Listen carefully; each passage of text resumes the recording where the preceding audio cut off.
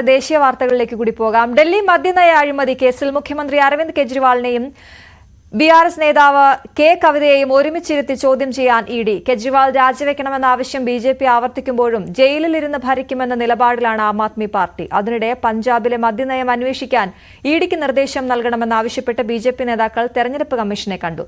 R രാകേഷാണ് news ഡെസ്കിൽ നിന്ന് വിവരങ്ങളുമായി ചേരുന്നത്. കെജ്രിവാളിനെ കവിതയ്ക്കൊപ്പം ഇരുത്തി ചോദ്യം ചെയ്യുമെന്നുള്ളതാണ് ഏറ്റവും പുതിയ വാർത്ത. അത് സംബന്ധിച്ചൊപ്പം ബിജെപി കൂടുതൽ ആരോപണങ്ങളുമായി രംഗത്തെത്തുന്നു എന്നുള്ളത് കൂടിയുണ്ട്. എന്തൊക്കെയാണ് വിവരങ്ങൾ?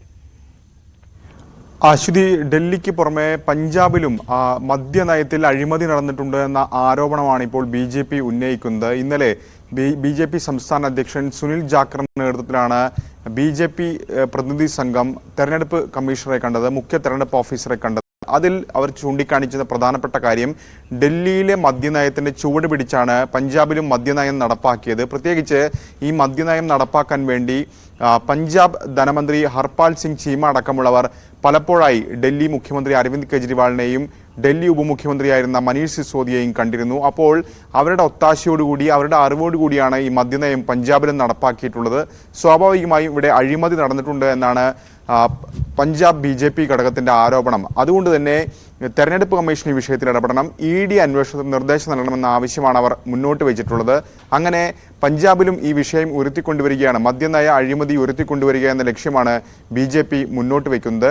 ഏതായാലും ഇഡിയുടെ കസ്റ്റഡിയിൽ അരവിന്ദ് കെജ്രിവാൾ തുടരുകയാണ്. ഇന്നലെ കെ കവിതയെ 3 ദിവസത്തേക്ക് കൂടി ഇഡി കസ്റ്റഡിയിൽ വിട്ടിരുന്നു കോടതി. 5 ദിവസത്തെ കസ്റ്റഡി കാലാവധി ചോദിച്ചെങ്കിലും 3 ദിവസം കൂടി കസ്റ്റഡിയിൽ തുടരാൻ അനുവദിക്കുകയായിരുന്നു റോസ് അവന്യൂ കോടതി. അപ്പോൾ സ്വാഭാവികമായും ഇനി കെജ്രിവാളിനെയും കെ കവിതയും ഒരുമിച്ചിരുത്തി ചോദ്യം ചെയ്യുക എന്ന നടപടിയിലേക്ക് ആയിരിക്കും ഇഡി കടക്കുക.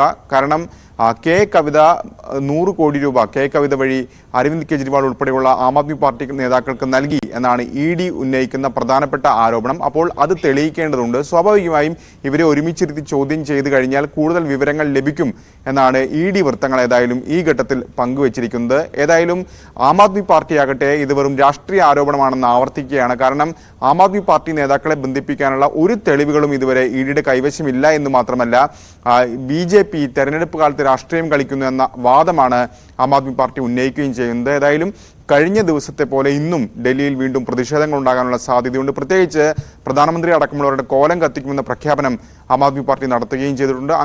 അങ്ങനെയെങ്കിൽ ITO അടക്കമുള്ള മേഖലകളിൽ കഴിഞ്ഞ ദിവസങ്ങളിൽ കണ്ടതുപോലുള്ള പ്രതിഷേധത്തിന് ഇന്നും സാക്ഷിയായിരിക്കും. ശരി, ആർ രാകേഷാണ് വിവരങ്ങൾ നൽകിയത്. മറ്റൊരു ദേശീയ വാർത്ത, കേന്ദ്രത്തിനെതിരെ കർണാടക സുപ്രീം കോടതിയിലേക്ക് എത്തിയെന്നുള്ളതാണ്. കടുത്ത വരൾച്ച അനുഭവിക്കുന്ന സംസ്ഥാനത്തിന് ദേശീയ ദുരന്ത നിവാരണ നിധിയിൽ നിന്ന് തുക അനുവദിക്കാൻ കേന്ദ്ര സർക്കാരിനോട് നിർദ്ദേശിക്കണമെന്നാണ് കർണാടകയുടെ ആവശ്യം.